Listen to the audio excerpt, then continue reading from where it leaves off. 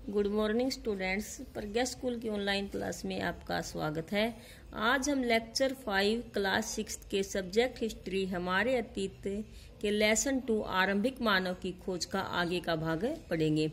कल वाले भाग में हमने आग की खोज और पत्थर से औजार कैसे बनाए जाते थे इस बारे में जानकारी प्राप्त की थी। आज के इस लेक्चर में हम ये पढ़ेंगे कि बदलती जलवायु से क्या परिवर्तन हुए, शैल चित्रकला किसे कहते हैं और उसंगी कहाँ पे है, कर्नाटक में किस तरह के औजारों का प्रयोग किया जाता था, इस बारे में जानकारी प्राप्त करेंगे। सबसे पहले है बदलती जलवायु। जिस काल में हमें पर्यावरणीय, क्या होता है पर्यावरणीय, हमारे चारों ओर का जो वातावरण होता है, जो पर्यावरण होता है वो क्या है, उसे पर्यावरण कहते हैं। बदलाव मिलते हैं यानी हमारे चारों ओर के जो वातावरण में जो चेंज होता है उसे मेसोलिथ यानी मध्य पाषाण युग कहते हैं। किस काल में हुआ था ये पर्यावरणीय बदलाव? मध्य पाषाण युग में। इसलिए इसको क्या कहा गया है, मेसोलिथ नाम के नाम से भी जाना जाता है। इसका समय लगभग 12,000 साल पहले से लेकर 10,000 साल पहले तक का माना गया है। इसका मध्य पाषाण युग का समय जो मेसोलिथ है, जिसमें पर्यावरणीय बदलाव हुए हैं, का समय कब से कब तक का माना गया है? 12,000 साल से लेकर 10,000 साल पहले तक का माना गया है। इस काल के पाषाण औजार यानी जो पत्थर के औजार थे, आमतौर पर बहुत छोटे होते थे। छोटे होने के कारण इन्हें क्या कहा गया है, माइक्रोलिथ यानी लघु पाषाण। छोटे, लघु का मतलब छोटे, लघु पाषाण कहा जाता है। इन औजारों में हड्डियों या लकड़ियों के मुट्ठे क्या होते हैं, हत्थे जैसे होते हैं ना दाती वगैरह के, तो वैसे ही कुल्हाड़ी आदि आपने देखी होगी तो उसकी एक हत्था लगा होता है, तो उसमें किसके हत्थे लगे होते थे, हड्डियों या लकड़ियों के। तो हसिया मीन्स दाती और आरी जैसे औजार भी मिलते थे। साथ साथ पूरा पाषाण युग के जो औजार थे वो भी इस दौरान बनाए जाते रहे और इस्तेमाल भी किए जाते थे। ये नहीं कि इन औजारों का प्रयोग शुरू हो गया तो उन औजारों का प्रयोग नहीं किया जाता था, वो भी बनाए जाते रहे पूरा पाषाण वाले और उनका उपयोग भी होता रहा। इसके बाद है लगभग 12,000 साल पहले दुनिया की जलवायु में बड़े बदलाव आए और गर्मी बढ़ने लगी। पहले पृथ्वी क्या थी, ज्यादा गर्म नहीं थी, लेकिन धीरे धीरे जब समय चेंज हुआ तो क्या हुआ, पृथ्वी पर गर्मी बढ़ने लगी, जिससे कई क्षेत्रों में घास वाले मैदान बनने लगे। इससे हिरण, बारहसिंगा, भेड़ बकरी और गाय जैसे घास खाने वाले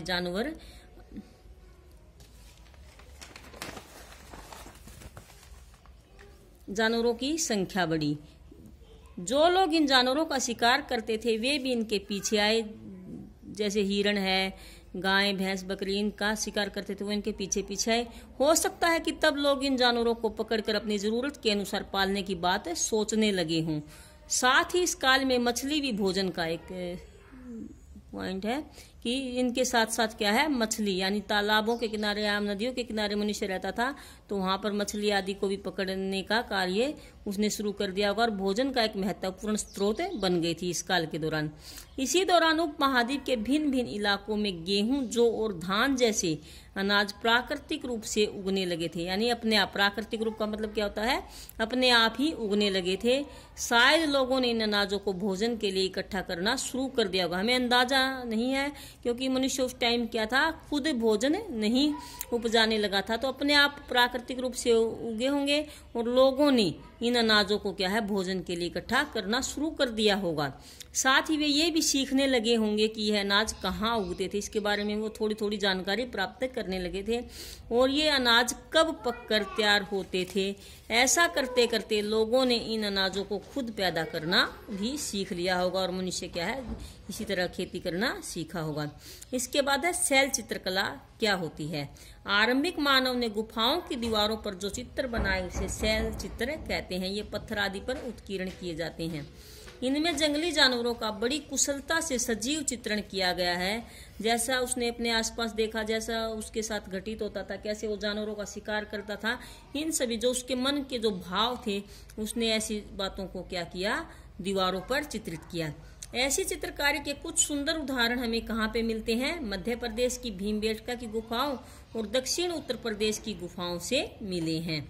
भारत में पूरा पाषाण युग के दौरान शुतुरमुर्ग होते थे, हमें साक्ष्य मिले हैं। अब तो नहीं होते, लेकिन पूरा पाषाण युग के दौरान क्या है, शुतुरमुर्ग एक पक्षी होता है, अच्छा ऊंचा होता है, बड़ा पक्षी होता है, लेकिन यहाँ की जलवायु के अनुसार क्या है, वो अब सामंजस्य नहीं बैठा पाया और अब खत्म हो चुका। लेकिन हमें इसके क्या मिले हैं, प्रमाण मिले हैं कि पूरा पाषाण पहले भारत में क्या थे, शुतुरमुर्ग भी थे।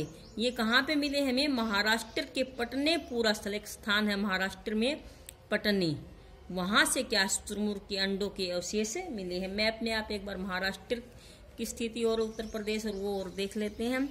महाराष्ट्र ये राज्य आपने पिछले साल भी भरा होगा, मैप में राज्य राजधानी भरी थी ना, तो महाराष्ट्र में हमें क्या मिले हैं, एक स्थान है पटने, वहां पर शुतुरमुर्ग के अंडों के अवशेष मिले हैं।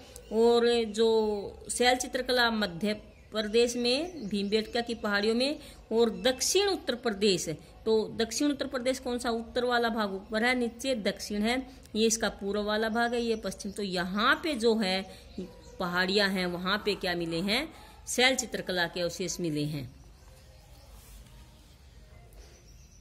इनके कुछ छिलकों पर, किसके छिलकों पर, शुतुरमुर्ग के जो अंडे थे शुतुरमुर्ग के, उनके कुछ छिलकों पर चित्रांकन यानी कुछ चित्र भी हमें क्या मिले हैं, प्राप्त हुए हैं। इन अंडों से मनके भी बनाए जाते थे। जो अंडे थे शुतुरमुर्ग के, उनसे क्या बनाए जाते थे, मनके।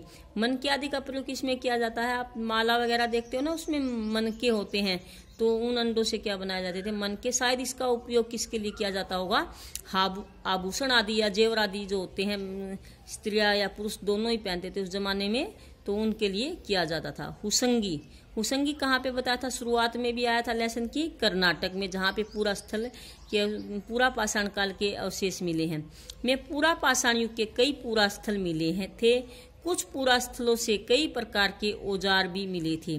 कुछ पूरा स्थल झरनों के निकट थे। कहाँ पे थे, झरनों के निकट थे। अब आप कहोगे झरनों के निकट कैसे थे, तो आपने देखा होगा कि जो झरने होते हैं वो पहाड़ों पे ही होते हैं, और पहाड़ों, उन झरनों के पीछे क्या है, गुफाएं आदि होंगी, वहां पे क्या है, आदि मानव या आरंभिक मनुष्य रहता होगा। और जो अधिकांश औजार कहाँ किसके बने थे, चूना पत्थरों से बने थे। अब तक हमने जो औजार पढ़े हैं वो किससे बने थे, ओनली पत्थरों से बने थे। लेकिन जो हुसंगी में जो औजार मिले हैं वो किससे मिले हैं, चूना पत्थरों से मिले हैं। ध्यान रखना इस बात का कि हुसंगी में जो औजार मिले हैं वो किस पत्थरों से मिले हैं, चूना पत्थरों से। जबकि जो पीछे हमने औजारों का वर्णन किया है वो ओनली किससे मिले थे, पत्थरों से बने हुए मिले हैं। अब कौन क्या काम करता था उस जमाने में, हम इस बारे में बहुत कुछ भी नहीं जान पाते हैं, कि क्योंकि उस समय शिकार करने का काम केवल पुरुष करते थे, स्त्रियां करती थी, या बच्चे करते थे, या सभी मिलकर करते थे, या हमें नहीं पता कि उस टाइम में सभी मिलकर काम करते थे या कौन करता था।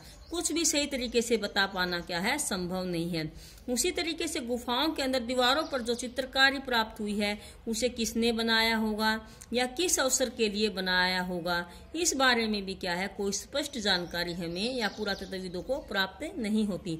संभव है कई काम पुरुषों के जिम्मे में होंगे, यानी कई काम जैसे शिकार वगैरह करने का कार्य किसके जिम्मे होगा, पुरुषों के होंगे, तो कई काम क्या होगा, महिलाएं करती होंगी, और कुछ काम बच्चे भी करते होंगे।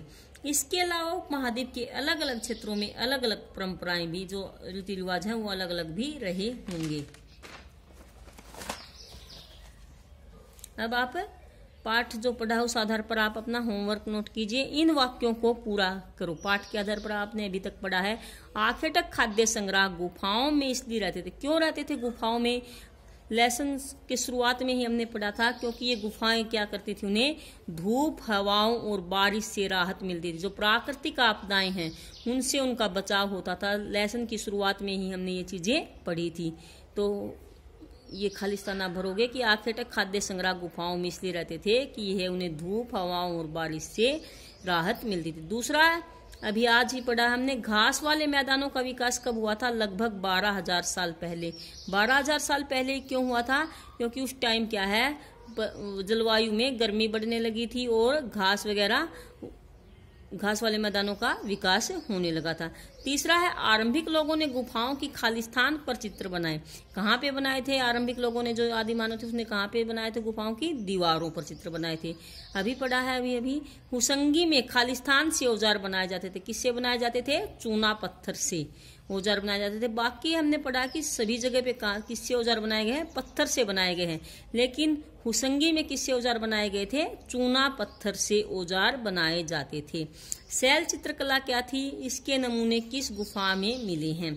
पत्थरों पर जो चित्र उत्कीर्ण किए जाते हैं उन्हें शैल चित्र कहते हैं। आरंभिक मानव ने यह कार्य कहाँ पे किया था, गुफाओं की दीवारों पर चित्र बनाए। इस प्रकार के चित्र हमने मध्य प्रदेश की भीमबेटका तथा उत्तर प्रदेश की गुफाओं में मिले हैं। भारत में शुतुरमुर्ग के अवशेष कहाँ मिले हैं, अभी अभी पीछे पढ़ के आए हैं। महाराष्ट्र जो राज्य के पटनेपुरा स्थान से क्या है, शुतुरमुर्ग के अवशेष मिले हैं। आर्कियटक खाद्य संग्रह किस महाद्वीप में कब से रहते थे, लगभग 20 लाख साल पहले से। मेसोलिथ या मध्य पाषाण युग किसे कहते हैं, जिस काल में हमें पर्यावरणीय बदलाव मिलते हैं उसे मेसोलिथ या मध्य पाषाण युग कहते हैं। माइक्रोलिथ या लघु पाषाण किसे कहा जाता है, इस काल के औजार अभी पीछे पढ़ा है हमने, बहुत छोटे होते थे। औजारों के आकार छोटे होने के कारण इसे क्या कहा गया है, माइक्रोलिथ या लघु पाषाण काल भी कहा गया है। थैंक यू स्टूडेंट्स, आज के लिए इतना ही। जो होमवर्क आपको दिया गया है वो आपको फिर नोटबुक में नोट करना है और लर्न भी करना है।